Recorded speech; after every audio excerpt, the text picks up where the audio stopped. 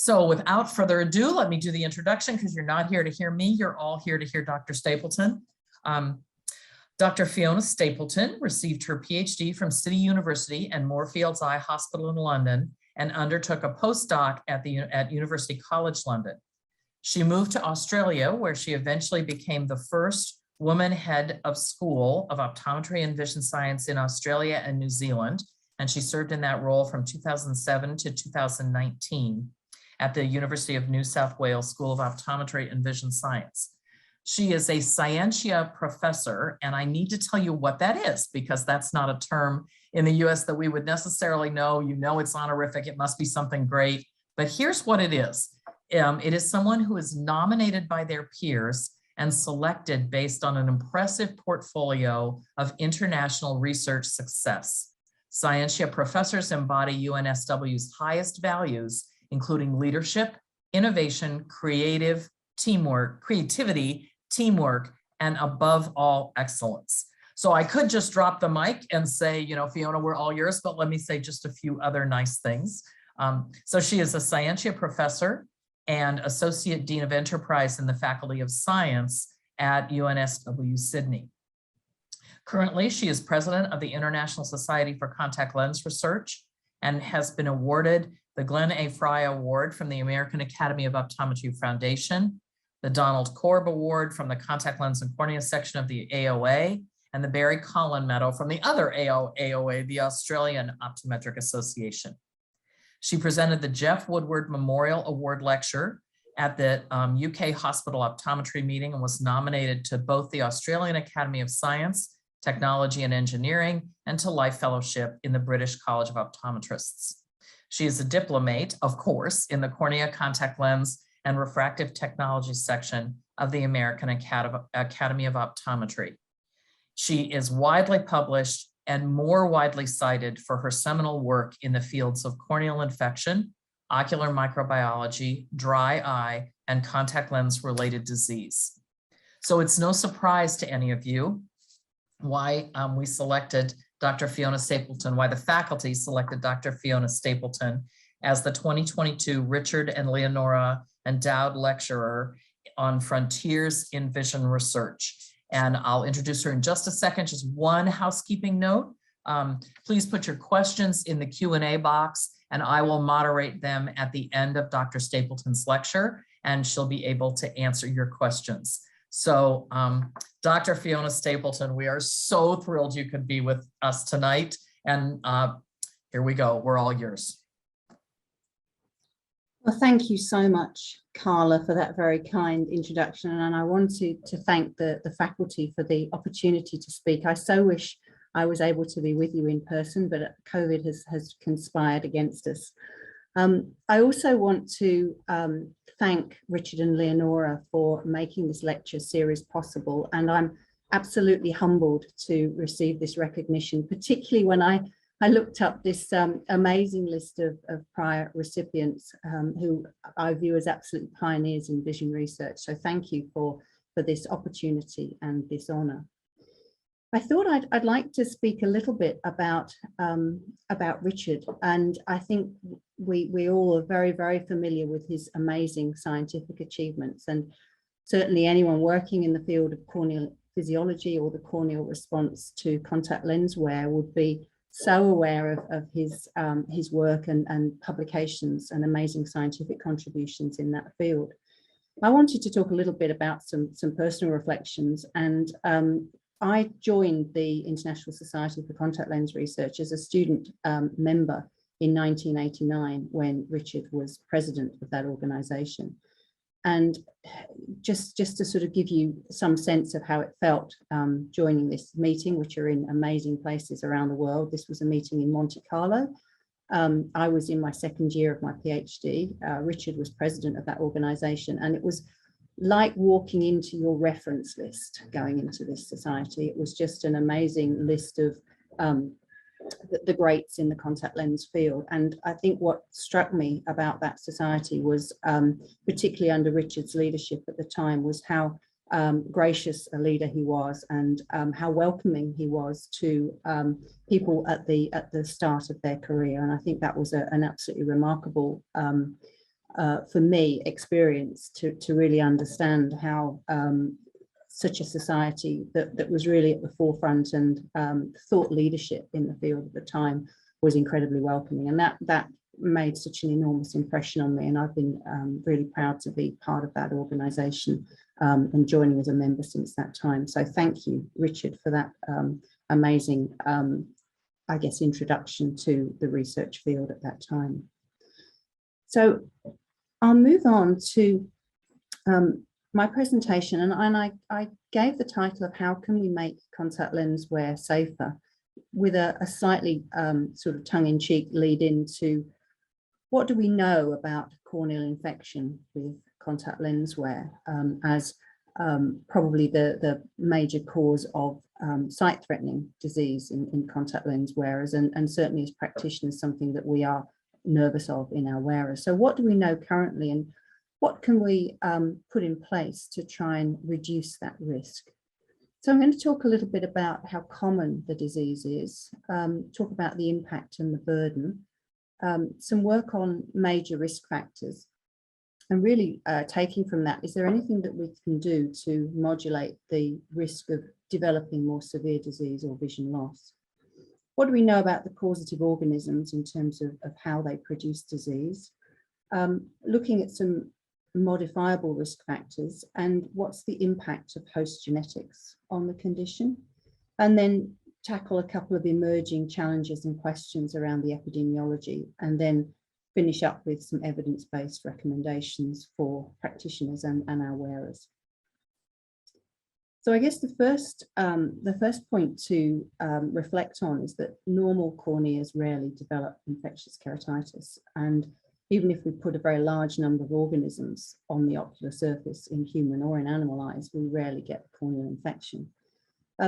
This table just illustrates some of the predisposing factors for corneal infection, and this is a case control study, so it's looking at how common different predisposing factors are in corneal infection. And you can see there, compared with individuals who don't wear a contact lens, lens wearers are 80 times more likely to develop a corneal infection compared with somebody with no predisposing factors. And you can see the relative risk associated with other predisposing factors there. So this is a casualty-based study where controls were individuals coming through the casualty department who didn't have those particular predisposing factors. So it's a little bit different to a cross-sectional survey of a hospital casualty population. So this is another observation about corneal infection. If we look at, again, this is a cross-sectional study, so it's not looking at relative risk, but it's looking at how frequently different predisposing factors occur by age.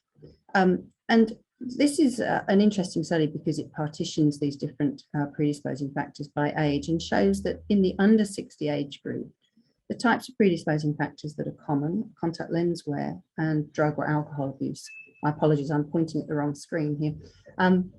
Whereas if we look at the over 60 age group, you can see that the profile is a little bit different, and the types of predisposing factors that are that really are predominant in that older age group are things like ocular surface diseases, prior ocular surgery, systemic disease, herpetic disease, and prior ocular steroid use. So a different profile of predisposing factors with age. I can also reflect on the how common the disease is, and I don't expect you to sort of look at the numbers particularly here and take this in, but what I've done here is I've tried to pull out studies that have looked at both contact lens wear and non-contact lens wear in the same population and understand the frequency of disease. Now, while all of these studies have used different methodologies, different definitions of infection, essentially they all show that the rate of disease in terms of incidence is about 5 times higher in the contact lens wearing group compared with the non-contact lens related group. So depending on, irrespective of the way you do the study. Now, there are other differences between contact lens and non-contact lens related disease, in that contact lens related disease tends to present with a less severe manifestation. So it tends to present with better vision at the outset and also resolves to a better visual acuity, and it's shorter generally to treat. So there are some differences in disease severity as well as the organism type and the frequency of disease. If we reflect that now to think about how the causative organisms differ between those different predisposing factors, again, thinking about those differences between contact lens and non-contact lens related disease. What you can see here is the ocular surface disease or surgery group of infections, the contact lens wearing group and the trauma group. And you can see there that the organisms do fall into kind of different classes. The ocular surface disease or surgery group is predominantly gram-positive. Contact lens wearing group predominantly gram-negative, particularly Pseudomonas aeruginosa and Acanthamoeba. And the trauma group comprises also environmental organisms like gram-negative bacteria and fungi, but less commonly perhaps of the environmental gram-negative bacteria compared with contact lens wear. So that difference in the predisposing factors is kind of important in terms of directing treatment. This is just some work that we did in Australia and New Zealand, and I'm just comparing contact lens related disease here across these two different regions, Australia and New Zealand, and this is 9 countries across Asia. And again, really just to show you how robust that kind of gram-negative bacteria and Pseudomonas aeruginosa and Acanthamoeba frequency is across those quite diverse regions in terms of climate and lens wear practice, for example. The other observation about causative organism in contact lens related disease is that the organism does seem to direct how severe the disease is. So disease caused by environmental organisms like those gram-negative bacteria, Acanthamoeba and fungi, tends to be more severe than that caused by gram-positive, which is more severe than culture-negative disease. When we think about how common corneal infection is in contact lens wear, we look at the rates for any disease here on the right of this graph. What I've shown here is the solid colours with the whisker plots here are data from Australia about 15 years ago now. And the grey bubbles just show the previous publications around this field, just to show the kind of consistency of that data over about a 30-year period. So there are some observations here. The rate of disease for any contact lens wearer is about 4 cases per 10,000 wearers per year, but that rate does vary with wear modality. And you can see there that extended wear, whether it's silicone hydrogel or hydrogel extended wear, is associated with a much higher risk, about 20 per 10,000 wearers per year. Low risk is seen really in daily wear of RGP lenses, daily disposable hydrogel use, and hydrogel daily wear. So very similar. We very rarely see rates that are kind of below that level. I've put in some comparative data here for orthokeratology and some childhood populations there just for comparison, but those are the broad takeaways in terms of the rate of disease. Now, not everybody who gets a corneal infection will lose vision. And if we look at the kind of spectrum of corneal infection in contact lens wear or in non-contact lens wear, what we see is about 14% of cases of contact lens related infection will lose vision. So that's a loss of 2 lines or more best corrected visual acuity and or requiring a surgical intervention. There's also about a third of disease which is mild, which sits outside that. These are small peripheral lesions. I beg your pardon, these are peripheral lesions or smaller central lesions. So these are less likely to be associated with a high cost of disease and also tend to be associated with a shorter duration of disease. So what we did here was try and understand the morbidity associated with the disease. So looking here at the cost of disease to treat and the disease duration. So you can see there's quite a big difference there with those different disease categories. And I guess this is important from an observation that the risk of disease hasn't changed over time in terms of the absolute incidence, but it does tell us that if we can understand features that are associated with more severe disease, we may be able to reduce that morbidity in some way.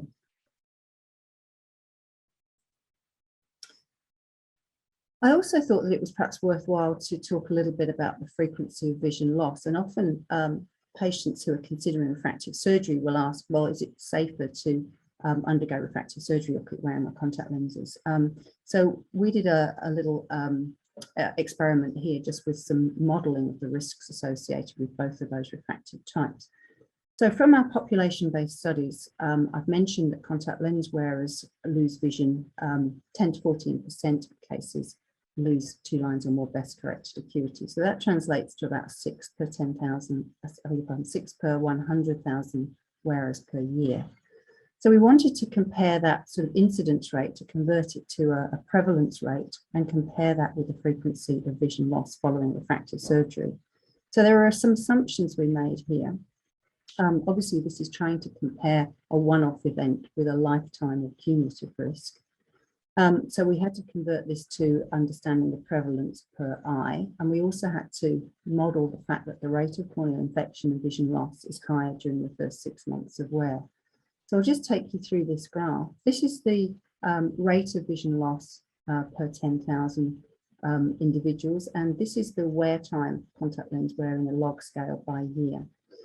So we did a meta-analysis of clinical studies on refractive surgery that were registered through clinicaltrials.gov, and we came up with a rate of about 67 per 10,000 eyes experiencing vision loss following refractive surgery, and that's a fairly kind of robust number. And then we modelled our rate of vision loss in contact lens wear. So this is looking at the duration of wear. So we have individuals here who've worn contact lenses up to about 25 years. So we've had to extrapolate that data, and this is fitted with a least squares model. And we look to see where these two curves interacted. So we have our 0.67% here with confidence intervals, and we look to see where this total rate of vision loss intersects. So this is any contact lens where basically the risk is equivalent. I'll start again. The risk of vision loss in refractive surgery is equivalent to a lifetime wear of contact lens wear for any contact lens use. So I've taken the more conservative intersection of these confidence intervals here. If you wear an extended wear lens, then obviously that's the rate of vision loss is higher. And if we look at that intersection here, this is cutting at a rate of about 20 years of wear. So this kind of gives us a way of maybe modelling and comparing the rate with different types of refractive correction. I mentioned that we're also interested in understanding the rate of severe microbial keratitis, because that is associated with a greater impact on the individual, greater impact on the health system. So what I've done here is I've mapped the incidence rates for more severe disease. So if you remember that we lose about a third of cases that are mild, so our overall rate of disease here is about 3 per 10,000 per year. Again, we have that higher rate in overnight wear of lenses.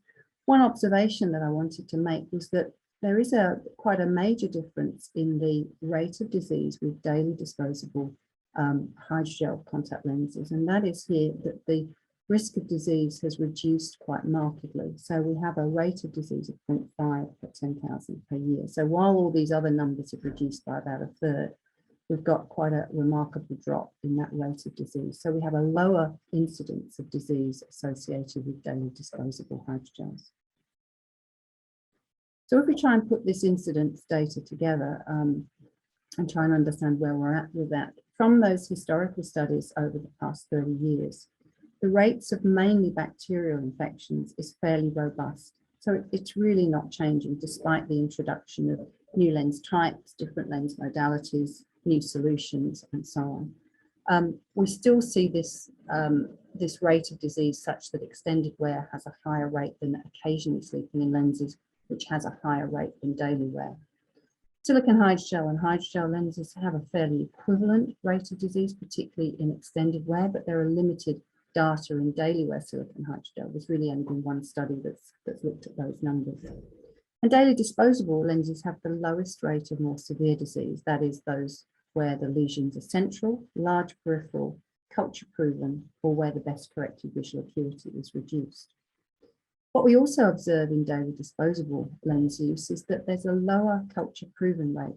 This just graph on the right here just shows the proportion of different organisms associated with infections in daily disposable wearers and with other lens types. So the observations here are that there's a greater number of culture negative results, and also a slightly lower proportion of environmental organisms. So keratitis in daily disposable lens users are less likely to be caused by environmental organisms. If we think about risk factors, and this was some work that we put together for the microbial keratitis think tank that Loretta, congratulations to Loretta for that amazing achievement, but this was just some work that she put together for that think tank. What I did here was I tried to classify risk factors on the basis of whether they were modifiable or non-modifiable, and then try to base them on the level of evidence that was associated. So whether they were consistent risk factors, so there was at least one well-powered, appropriately powered, well-conducted trial, possible or inconclusive, I best break down probable or inconclusive risk factors. So the observations here that I've tried to bring out for this particular slide are those risk factors that are underlined are those which have emerged a little bit more recently. So younger adult age, contact with tap water, case hygiene, degree of exposure in daily wear, race, socioeconomic class, lens material type, and I'll talk a little bit about that in a moment. So you can see there that there are some observations where the level of evidence has perhaps increased over the past few years to better understand those risk factors. So I think this is one way to try and understand risk factors that can be targeted to reduce either the frequency or the severity of disease. Well, how about in severe disease? And one of the things that we did here was to try and understand risk factors that were particularly associated with a poorer outcome. And we looked at 3 outcome measures. We looked at vision loss, cost of disease, and duration of disease. And the 3 factors that were really associated with a greater likelihood of a loss of vision were isolation of an environmental organism, so gram-negative environmental bacteria, fungus, or acanthamoeba, a delay in patients presenting for appropriate treatment, and how far away they lived from the treatment centre. So these 2 factors were independent, and the delay in treatment was generally because patients presented first of all to a GP and maybe didn't receive appropriate treatment that first time.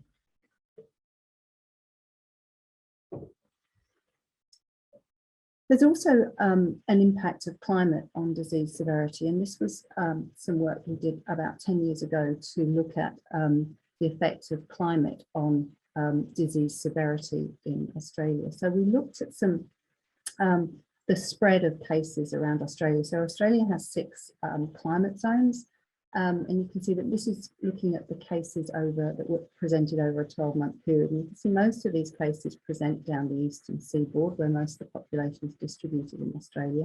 We've got a few cases in other major cities and some cases that fell in those more rural or remote regions. And then we've got these 6 climate zones ranging from the hot tropical regions down to temperate regions in blue. And the things that we looked at, we mapped the weather conditions from the nearest weather station to where the infection started on the date that we knew symptoms started. And we looked at temperature, humidity, and wind speed and those other factors that the weather stations collect. We found that it was daytime temperature was the most strongly associated with a more severe disease. So we found more severe disease in the tropical regions, and particularly where there were higher daytime temperature. And we also found that there were more tropical, in the tropical regions, we were more likely to have infections caused by environmental organisms.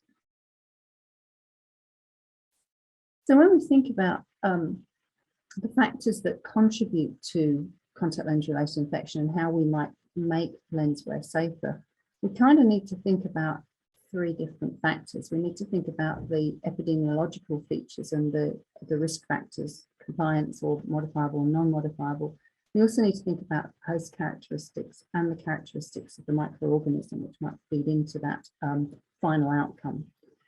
So this association between certain organisms that are infrequently associated with other types of corneal infection suggests that the contact lens environment provides a sort of survival niche for some of these environmental organisms. And it may be the characteristics of the organism, it may be its virulence characteristics or its resistance characteristics which drive that persistence in the eye of contact lens wearers.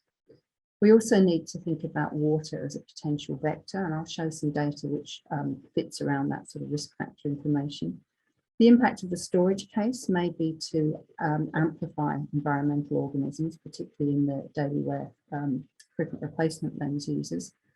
And we need to think about the effect of contact lens wear on susceptibility to disease and the contribution of host genetic factors. So when we think about the association with Pseudomonas aeruginosa, we do know that if we look at the profile of virulence factors in contact lens and non-contact lens related disease, we do have a different profile. And I can show you just on this graph on the right. This is 28 isolates that were recovered from non-contact lens related Pseudomonas aeruginosa keratitis and 28 from contact lens wearers. And you can see here that the profile amongst the non-lens wearers is very much weighted towards this XOS positive, and in the contact lens wearers it's a more XOU positive profile. So this profile is more likely to be associated with things like skin infections or post-burn infections. So it's more likely to be associated with systemic type infections, whereas the profile that causes infection in contact lens wearers is more this sort of cytotoxic or XOU positive profile. And we know, and a lot of this work is from Susie Fleissig, that prolonged exposure to those XOU positive organisms causes epithelial damage. So these don't necessarily penetrate inside corneal epithelial cells, but they can cause damage through production of toxins and injection of those toxins into the cells.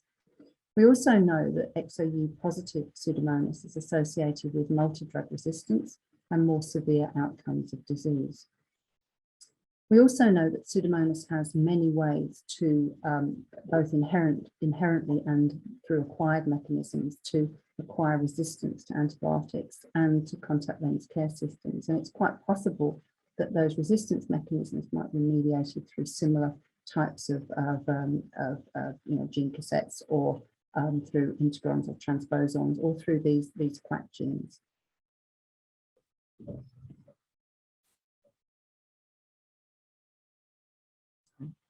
So we wanted to understand whether there were kind of shared mechanisms for antibiotic resistance and a resistance to multi-purpose disinfecting solutions. So this was a study of 17 isolates of Pseudomonas aeruginosa from contact lens related infections in Australia.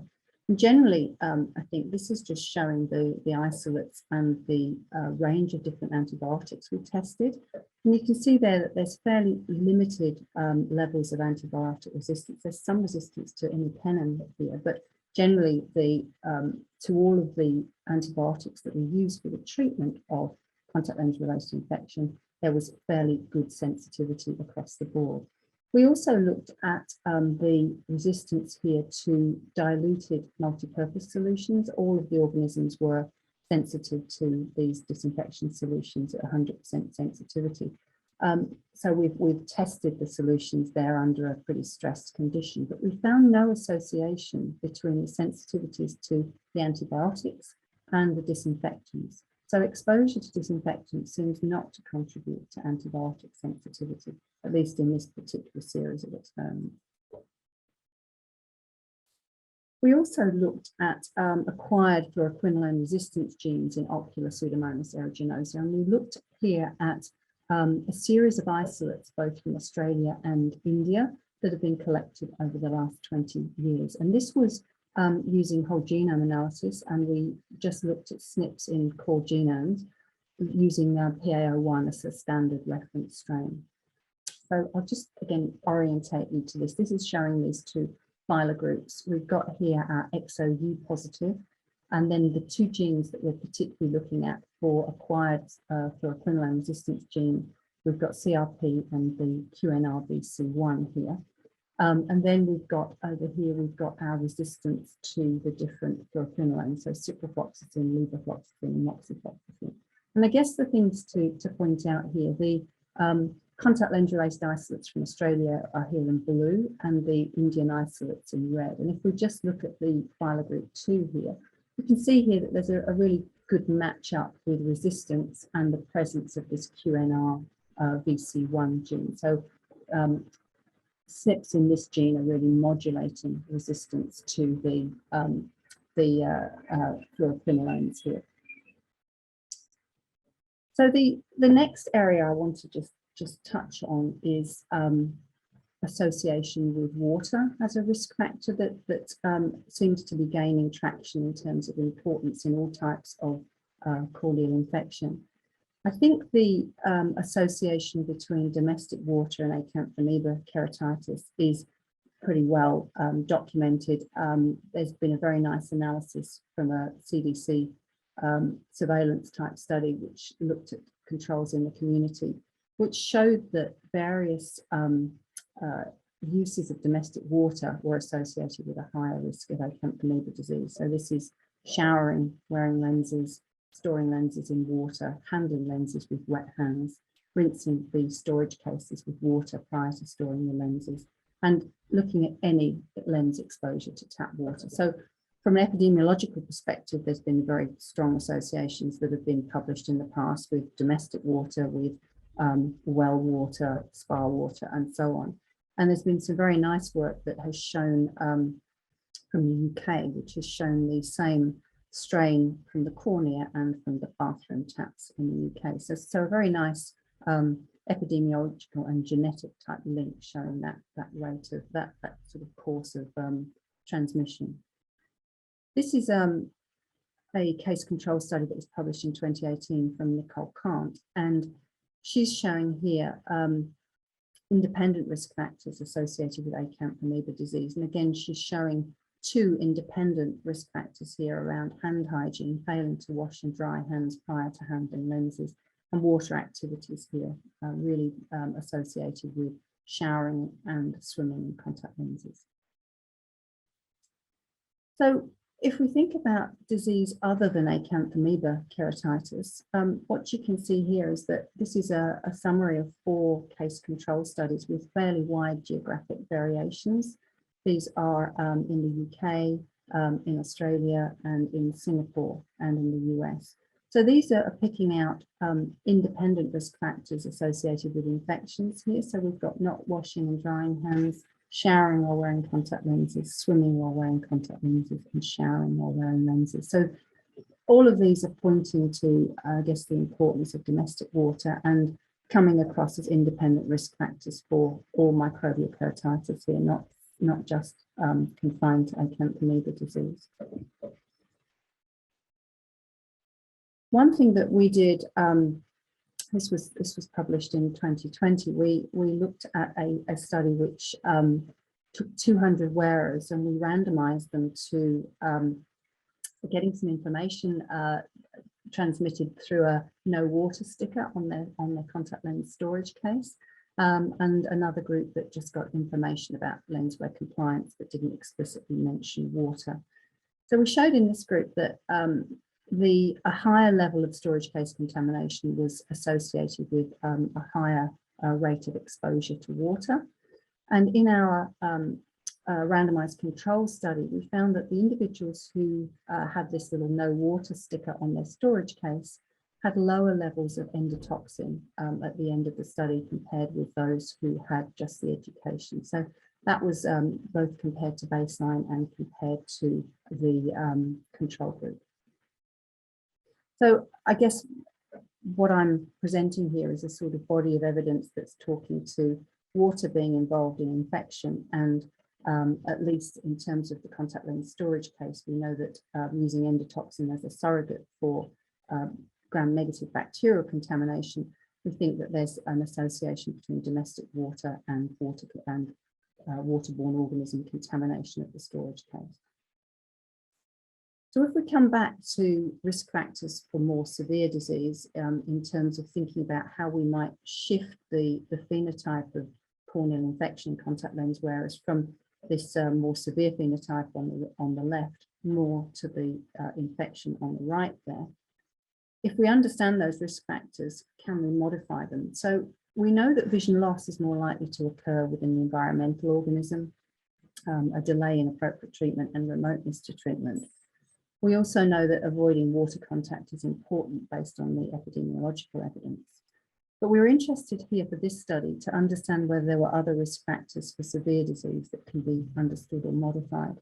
And this was a study where we took 90 cases of moderate or severe disease in daily wear frequent replacement users and just over 1,000 community controls, and again identified independent risk factors. And the main finding from this study was that if we use a measure such as population attributable risk percentage, we can understand that attention to storage case practice could reduce the disease load by 62% in that population. And those two features are storage case hygiene and storage case replacement. So that's quite an enormous reduction in disease load, which could be attributed to storage case practice. So why do we think that the storage case is likely to be so important? Well, we know that the causative organism is often found in the case, and we know that the disease severity is related to the number of species that we have in the case. Contact lens wearers often have storage case contamination. It's common and it's persistent, and it can occur at very high numbers. We also know that contamination can occur despite reportedly good compliance. And there's another analogy, I guess, with case contamination, and that is what we see in dental plaque, where we have using a disclosing stain. I've used an analogy here of using that same disclosing stain in a storage case just to show where biofilm builds up in the storage case. So in dental plaque, this represents biofilm formation on teeth, where you have combinations of organisms that support each other's growth. So we were interested in trying to explore whether that might be a feature in contact lens storage cases. So these were some experiments that were run by Ananya Dutta as part of her PhD. And she took organisms that were isolated from the same contact lens case to try and understand whether there was a sort of supportive relationship between different organisms. And she found that where you had Pseudomonas and Staph aureus together in a case, they tended not to play nicely together. This is just an example of an exclusion zone around isolates of Staph aureus when you try and grow Pseudomonas. They don't play nicely together. They don't like to grow together. But if you look at strains like Acinetobacter and coagulase negative Staphylococci, which we commonly find in storage case, they both cohere and they co-aggregate. And I can just show you an example of that with this graph here. These are organisms that are recovered from the same contact lens storage case. So the blue line here is Staph hemolyticus, which is growing on the blue line here. This is just a growth curve. When you grow that organism with an Acinetobacter strain, you can see that the growth rate is quicker and a higher number of organisms result. So you've got a higher number of viable organisms when you grow these two organisms together. So there's a greater interaction between organisms that come from the same case, as though there's some sort of selection pressure going on when you've got that kind of a storage case environment. And this is a different type of organism. This is a Micrococcus, which you see here. It's actually inhibiting the growth of the Staphylococcus strain there. So organisms do interact when they come from the same case, and that potentially may promote growth. So can contamination of the case be reduced? And this is a sort of summary of a series of experiments that's been done over a very long period of time. But we were interested in here in seeing whether any mechanical cleaning steps could reduce biofilm beyond what the manufacturer's recommendations are for case cleaning. So the recommendations are rinsing and air drying storage cases. And what we did with these experiments was to contaminate storage cases with a very high number of bacteria, and then subject storage cases to different types of hygiene regimes. So we've got two different storage cases. We rubbed and rinsed the cases before air drying, tissue wiped and air dry, and then did all those four: rub, rinse, tissue wipe and air dry. So essentially increasing the number of mechanical steps without a great deal of paraphernalia does reduce the numbers of organisms colonizing the storage case. So this is a fairly robust process. We know that this effect persists when we use different types of storage cases, if we include a disinfection step, if we use clinical isolates. And we've also confirmed this in a couple of different clinical studies. So there are things that we can do to storage cases if we can't transfer people to daily disposable to try and reduce the contamination of the storage cases. We've also shown that silver lens cases, and these are using two different cases that were commercially available, the ProGuard and the iClean case, and both of these resulted in a lower contamination rate and a reduction in the numbers of organisms in the cases. I guess another model for the effect of the storage case is to look at keratitis in daily disposable contact lens users. So looking at the a model for infection in the absence of a storage case. And we know that the incidence of severe disease is lower in these daily disposable wearers. And when we look at independent risk factors, we do find that there are some risk factors which are particularly associated with daily disposable use. There is a dose-dependent effect. There's a higher rate of disease with more days of the week that the lenses are worn. They're, like all lenses, they're susceptible to a greater risk with occasional overnight lens use. And again, the failure to hand wash and dry is associated with a high risk. So there are risk factors associated with daily disposable lens use that we can still endeavour to modify. The other piece of this, of the puzzle, I think, is the individual susceptibility to disease. And again, from Richard's work and from others, we know that the contact lens wear does impact on ocular surface defences. We have a whole host of different effects of the contact lens wear at a cellular and molecular level, as well as at a sort of more mechanical type level. We also know that there is a subclinical immune response when contact lenses are first worn, with this amazing influx of dendritic cells to the central cornea when a contact lens is worn. And there's likely to be individual differences in that immune response, which may modulate the risk to disease. I guess further evidence for this is that we know that there are some of our patients who tend to always do the wrong thing but never get a problem. We also know that those longer term wearers, the survivors, are at a lower risk than naive contact lens wearers. And we know that individuals who have red eye responses, infiltrates, infections, sometimes get repeat events. So there are perhaps, there's maybe a hypothesis there to explore about whether these findings might be due to particular individual differences in ocular surface defences. And I would say that there have been no genome-wide association studies that have been done. Very hard to do in this population, but there have been studies which look at modifications to single nucleotide polymorphisms. And I'll talk about some of those genetic associations here.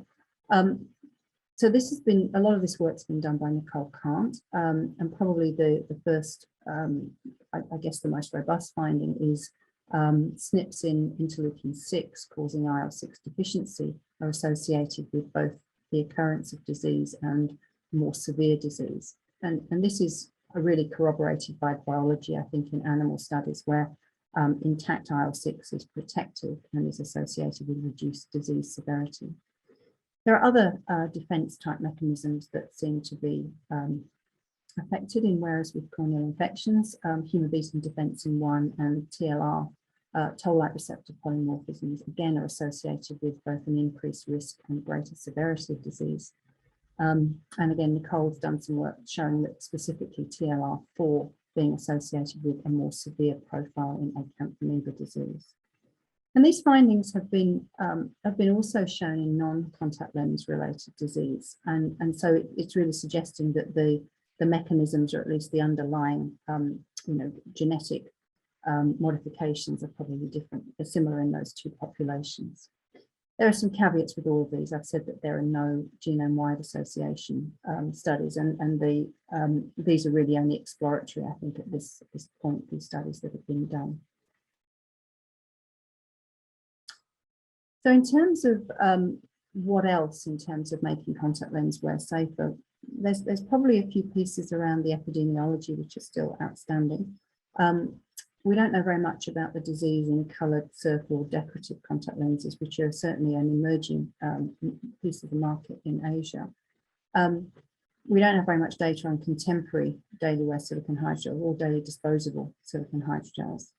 And we don't know very much about the rate of disease in children wearing contact lenses. And I'm glad to see that Jeff's on the call and can maybe add to this discussion. So thinking about coloured contact lenses, there's certainly evidence from historical studies to show that the relative risk of infection is higher in coloured or cosmetic lenses than in refractive contact lens wearers. And in a study from Korea, 41% of all contact lens related cases were attributed to cosmetic contact lens use.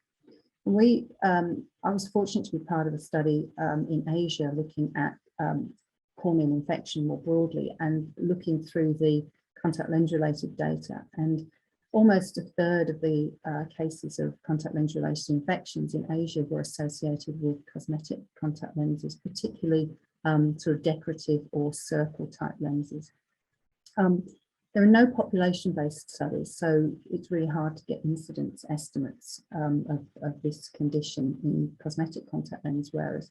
But what we did was we tried to just do a comparison within that A6 population of refractive wearers with disease, just to see whether there were any broad differences. And this table is just a summary of that data from the paper. And you can see there are some demographic differences which are perhaps not unexpected. These are more likely to be younger females. They're more likely to be wearing hydrogel contact lenses. They don't wear their lenses for very many hours in the day. They tend to be naive wearers. They tend not to be doing too much in terms of the hygiene and compliance that's particularly worse than the refractive wearers with corneal infections. They are more likely to access their lenses from the internet, and they're more likely to share lenses. There are some other interesting observations in that most of these lenses were HEMA, they were hydrogel lenses, and most of these had pigment on the back surface. So 3/4 of these lenses were pigment on the back surface, which we know from some really nice work from lenses that were supplied in Taiwan, that the pigment on the back surface of these lenses is often very loose and easily removed. So perhaps there are some lessons here in terms of dubious lens quality with this loose pigment, potentially increased microbial adhesion and surface roughness.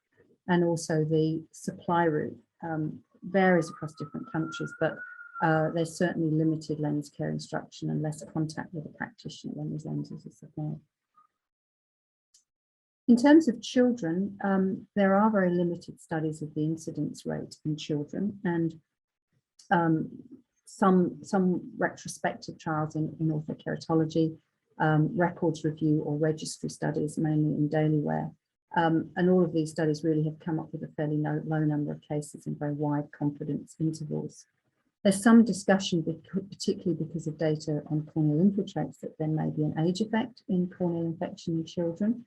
And I think it's important going forward to disaggregate ortho-K from soft multifocal wear in myopia control.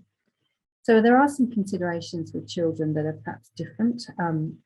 Thinking about other comorbidities in children, thinking about the differences in immune response. There's sometimes a more active immune response in children. What does that mean in terms of risk of disease?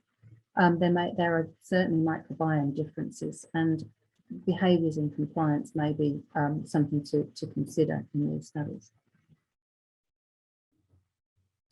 So to summarise, if we think about the spectrum of infectious keratitis, incidence rates in contact lens wearers really haven't changed materially in 30 years. We do know that severe disease is less common in hydrogel contact lens, daily disposable contact lens use. And one way to maybe think about how to use risk factors in this disease to make contact lens wear safer is to think about those that are consistent, probable and inconclusive risk factors and focus on those which have a greater impact on the disease. We know that water contact and hygiene practice have really emerged in the last 15 years as consistent risk factors. And there is this complex relationship between causative organisms and disease, and it's so different in contact lens wearers compared to other causes of corneal infection.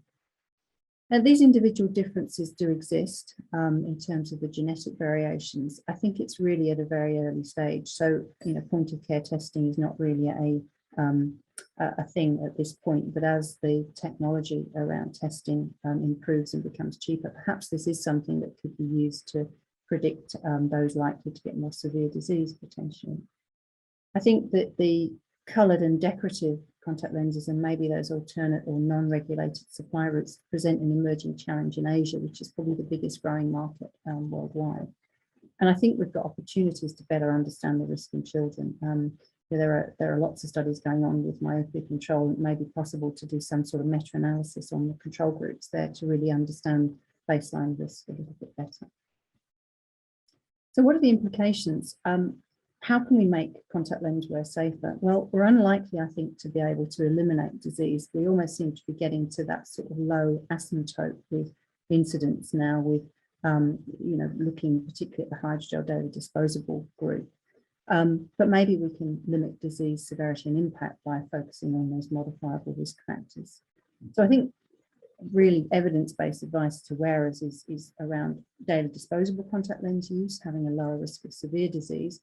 And we still know there are some persistent risk factors in that group that can maybe be addressed with education. Daily disposable users get less education on contact with water, so that's probably an area which is helpful. I think avoiding delay in the presentation for treatment certainly is associated with a better outcome of disease. And in reusable daily wear, address storage case hygiene. And I love some of these initiatives around no water and trying to understand the impact of those and how to modify behaviour. So I think avoiding any contact with water and washing and drying hands is a really important message. I'd like to acknowledge all of those individuals I've worked with. I've asterisked all the PhD students who've been involved in vast swathes of this work, and it really wouldn't have been possible without them. I'd like to thank my family, who I think are on the call, and for their support over very many years, and thank you all very much for your attention.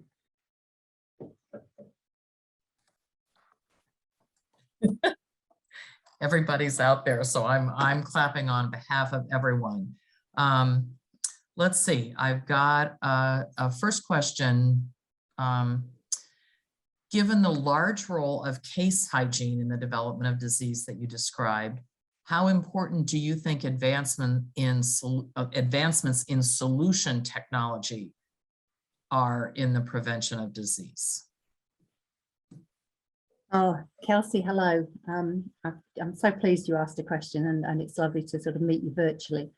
Thank you for that question. I think it's interesting, isn't it? I think that I think there's good evidence for things like hydrogen peroxide being associated with a lower risk of disease. And I'm sorry if I didn't sort of pull that out of that sort of vast risk factor table, but several studies have really shown that hydrogen peroxide, particularly a sort of two-step system, has about a 2.5-fold reduction in risk of disease. So I think that there's obviously something there in terms of peroxide versus multi-purpose when peroxide is used properly.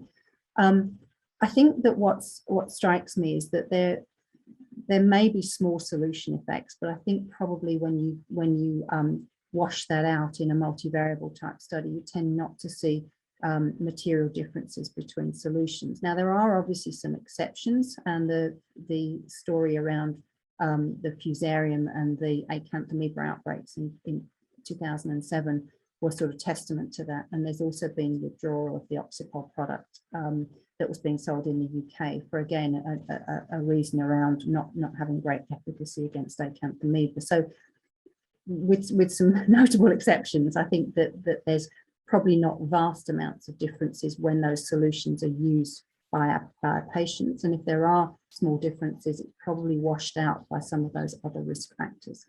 So I think for me, the evidence is in reusable wear is so much around the case. I gave that number of 62%, and that's a number that's, I use that term population attributable risk percentage, and that was kicked around a lot when we think about the association between smoking and lung cancer. And we know that, the population attributable risk there for smoking is 82%.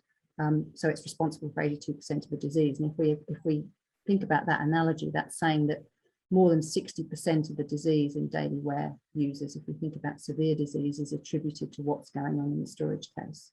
So I think that's quite a remarkable proportion. And yes, we can move to daily disposable, but there are going to be individuals who need to remain in daily wear frequent replacement, and sorting out the case seems like a no-brainer, really. I hope that answers your question, Kelsey. Great. Another question. So going forward, do you think we're most likely to significantly reduce adverse events through contact lens innovations or through patient education? Yeah, what a great question. So thank you very much for that question. I think that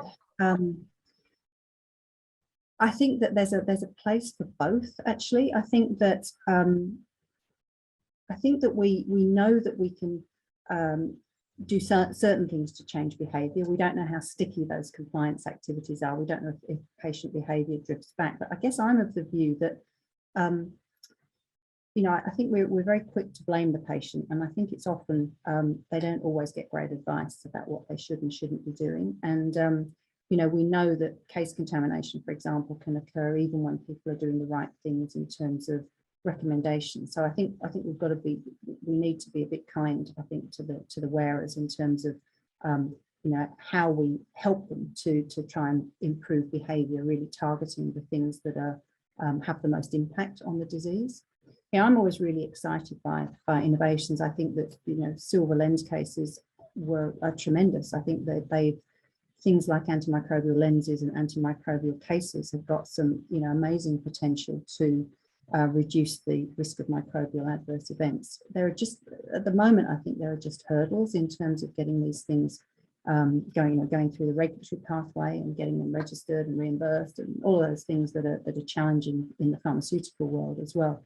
So I think there's openings for technology, and I think that we've got some clues about that from antimicrobial technologies.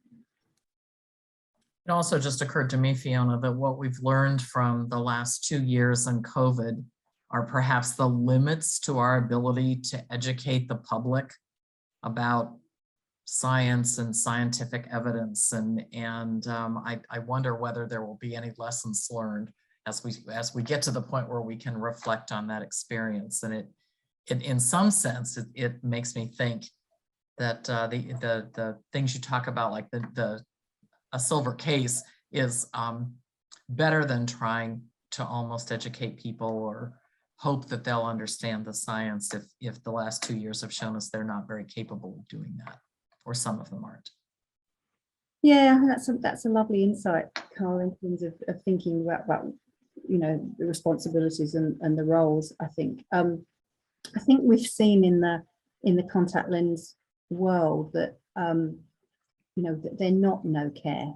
So we can try and put these things, but I don't think, I can't really say silver bullet, can I, having spoken about silver cases, but I don't think it's a magic bullet. I think that it's a complex disease, and I think you kind of want to address it from multiple angles. So I think that maybe sort of adds to the safety. There was always a discussion, going back 100 years, thinking about the introduction of daily disposable lenses, that that people sort of started viewing them much more as a sort of commodity rather than a device. So I think we have to be careful in that messaging for our wearers too. Well, Fiona, thank you so much. And I'm reminded that it is International Women's Day. So what better way for us to celebrate than to have you speak to the Ohio State University College of Optometry as the Hill Lecturer.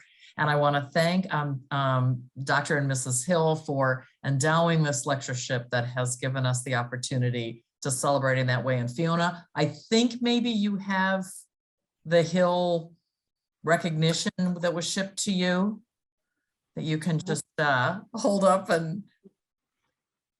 Let me just make sure I can get everything into the shot. Ah, there we go. Perfect. So I'm glad to see that got there safe and sound.